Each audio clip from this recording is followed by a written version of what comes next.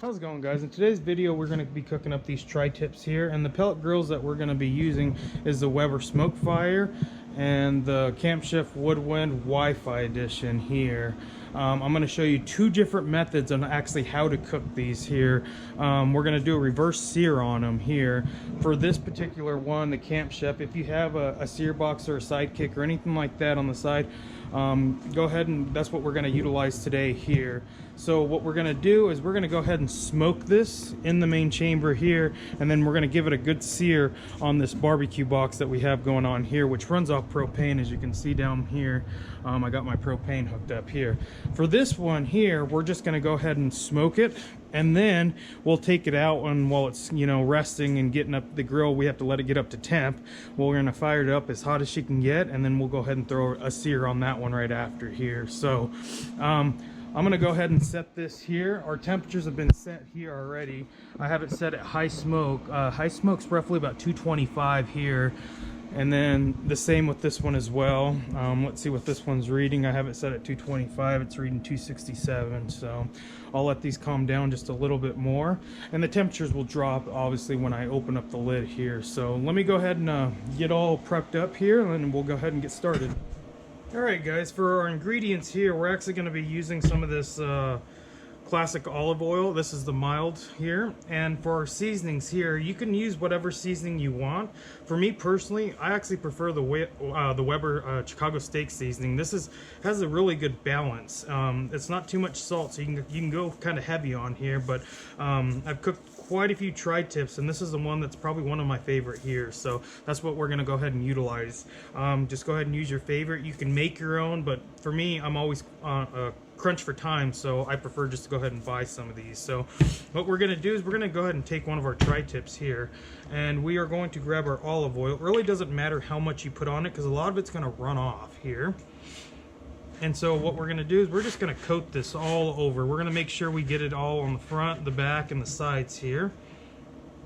I'm only touching the bottle after I rub the meat here because it's almost empty. So, but once this is all coated here, we are going to take our seasoning here, and we're just going to go and put it on here. You can go kind of heavy on these thicker ends here, and then go a little bit lighter on these thinner, the point here. So we want to make sure we get this whole sides completely seasoned up here, and we're going to just kind of pat it down here. What I'm going to go ahead and do is I'm going to go ahead and finish seasoning both sides, and then go on to this one and season that, and then we'll meet up right back up at the grill.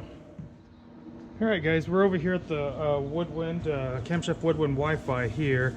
I'm only going to go ahead and film me putting one of these tri-tips in the pellet grill here, because there's no need to film it twice.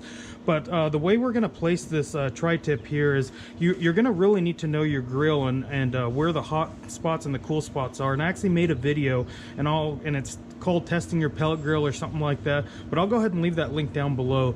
But we know our pellet grill runs a little bit hotter on the right side here, so what we're going to do is we're going to grab the thicker end of this tri-tip here, and we're going to lay it on the right side of the pellet grill so it cooks a little bit more evenly. The left side will be facing towards the cooler end here.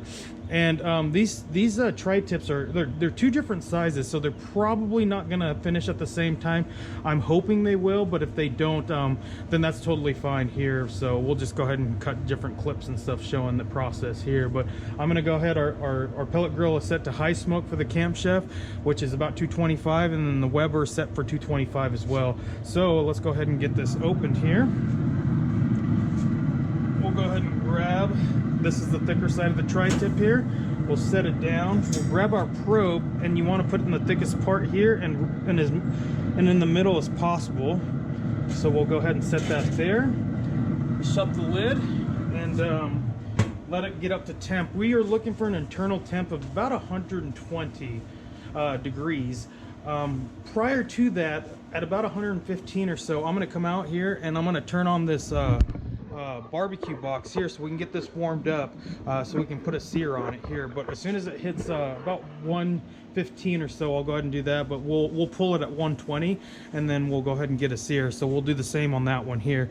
The difference is there's nothing to preheat here, so we'll just pull it at the 120 and then crank up the grill. How's it going, guys? All right, we are at 114 degrees here on the tri-tip. and we are at 113 on the Weber here. So what I'm going to go ahead and do is I'm going to go ahead and crank this up all the way here. Go ahead and light it. We're going to go on high, and we're going to get this up to temp. As soon as it gets up to temp, the tri-tip gets up to temp here at 120, we're going to go ahead and pull it. What we're going to do is it's going to go straight from the grill to the barbecue box here. And then what we're going to do with this one here is we're going to need to get a little pan and some foil or something. So when it gets up to about 120 degrees, we're just going to lightly tent it, and then we'll crank this one up all the way as high as it goes. So as soon as we get that going here, then I'll get back with you guys. Alright guys, we are at 120 internal temp here, and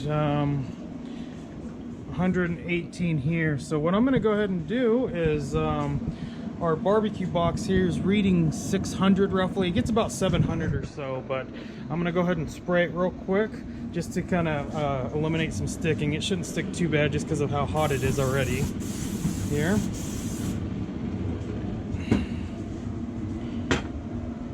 And then what we'll go ahead and do is I'm going to go ahead and keep that open here, and then we're going to go ahead and grab our tri-tip here, and it's literally going to go from the smoker here, or the pellet grill, straight to the barbecue box. And what we're going to do is we're going to go ahead and set a timer for 1.5 minutes here. So let me grab my phone, and we are going to push start. So at 1.5 minutes, we're going to come over here, and we're going to turn it a quarter turn just so we can get those sear marks here. So let's go ahead and this one's reading at 119. Sorry, it's my daughter in the background here. Oh, should have locked these casters here. But let me yank this off here. And with this method, since we don't have a sear box, we're going to have to lightly tent this and go ahead and crank this grill all the way as high as she's going to go. So let's go ahead and set this here to 600 degrees.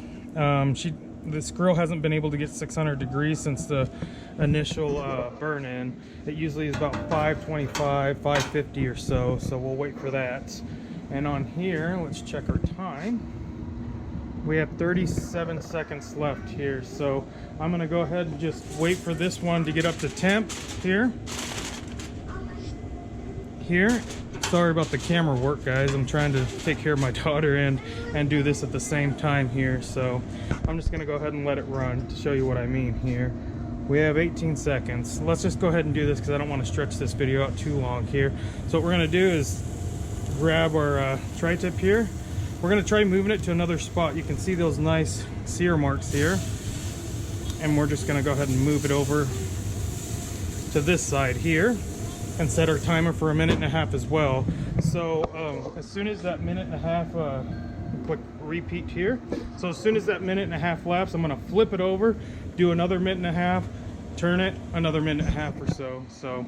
And then with this, I'll get back to you guys as soon as this one gets up to temp. But this the Camp Chef one's going to be cooking obviously a lot faster. We're about 50 minutes, roughly 55 minutes into our cook so far, so that's what you should expect here when doing something like this. So all right guys, as soon as this gets up to temp, we'll get back with you. All right guys, it's been officially 6 total minutes here. Let's go ahead and pull this here. This looks great, actually. Nice sear marks here. So we're gonna go ahead, if you have a cutting board, go ahead and put it on a cutting board and just put a light foil on it, because we're gonna go ahead and rest this here. So I have a whole bunch of these pans that I ended up purchasing the wrong size, so we're gonna use these here. So I'll just kind of lightly tent it here. And we're gonna rest it about 10 or 15 minutes before we cut into it here. A little update on this here. We're at 460 degrees. Hold on, sorry, Lisa. And then once it gets up to about 550, we'll go ahead and sear this. But I wanted to give you a quick update. The versatility, Talisa, stop. The versatility with the Camp Chef here is, since we use the barbecue box, this is completely open to do your sides. So what we're doing here is I have some asparagus that I'm grilling here, and I crank this up to 350 here. So by the time this finishes cooling here, this asparagus, the sides are going to be done. So that's one huge benefit, is you're able to do a complete meal without having to wait here. If you're doing this method here and this is all you have, you're going to have to cook your sides on a barbecue grill, a separate cooking device inside your kitchen or things like that. So that's one con with going with this. So this just shows you the versatility of this particular grill right here. So, but all right guys, well, I'm gonna wait for it to get up a little bit higher and then I'll show you what we'll do with this one. All right guys, it's been about 10 minutes. We are at 600 degrees, which is surprising because I have yet to be able to get this grill up to 600. So you can see our flame down below here. So we're gonna go ahead and grab our tri-tip, and we know the hottest spot on the grill is gonna be the center based on our mapping of the grill here. So what we're going to do is we're going to go ahead and set our timer for 1.5 minutes here. We got that going, and then as soon as that is, we're going to do a quarter turn on the same side and then flip it and do another 1.5 minutes. So it'll be on the grill for a total of 6 minutes as well. I'm not going to keep filming me turning and twisting because you guys already saw it on that one here on what I was talking about. So I'll give this, as soon as this one gets done here, then this one's ready to slice into. So I'll go ahead and set the camera up. We'll give it a slice, see how it turned out, and do a little taste test, and then we'll wrap the video up. So, all right, guys. As soon as this gets done here, we'll get back with you. All right, guys. We went ahead and finished here. It's been roughly about 15 minutes here. You can see this is the Camp Chef tri-tip here. Let's go ahead and temp it here. I usually don't temp it because this is what I've always done. It should be close to a medium well, right between. We're at 145 right there, and that's perfect the way we like it here. So I'm just gonna go ahead and cut this up here. It just completely, it's just all these juices. It looks amazing. I'm gonna go against the grain here. We're just gonna give it a quick little cut. You can see perfect medium well, roughly. Let's get it in the thicker part here. You can see the nice redness there. So let's go ahead and give this a taste test here. That's amazing. I can tell you, it has a nice hint of smoke. It's really nice and juicy and tender. And then you can see the benefit of these are the asparagus here that we had on there while this was resting.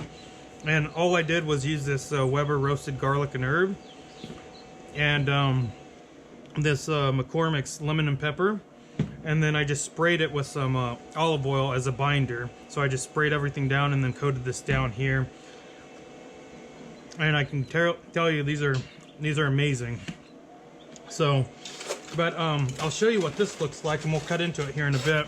I think this is a little bit higher than what I would like, because we rested it there and it took a little bit longer to get up to temp, but you can see it still leaves some nice grill marks here. So we'll rest it for another 10-15 minutes or so, and then we'll cut into it and see which one tastes better or which one looks based on appearance and stuff. So all right guys, I'll get back with you guys. All right guys, it's been 15 minutes, so let's go ahead and cut into this here. But before we do, let's go ahead and temp it here. We are at 145, 146. So, still a really juicy cut of meat here. So let's just go ahead and just cut it in half and check it out here. You can see the nice redness in the middle. You can see, and we'll compare that to the Camp Chef here. They look almost identical. This one's a nice pinkish red right here. So they look almost the exact same. So I apologize for that background noise, my daughter. All right, let's give it a taste test. It's good. Yeah, I like it. Not as much smoke, but that also could be with the pellets that I'm using. I'm using Weber's and Camp Chef's respectively in each of the pellet grills. So I'm gonna go ahead and keep doing some more testing to see if it's actually the grill itself or it's the pellets. So, but it's still really good. So, all right guys. I don't know if I mentioned it, For this asparagus, it was cooked at 350 for about 15 minutes. So if you guys have any questions, comments, or anything, go ahead and leave them down below. But I'll catch you on the next one.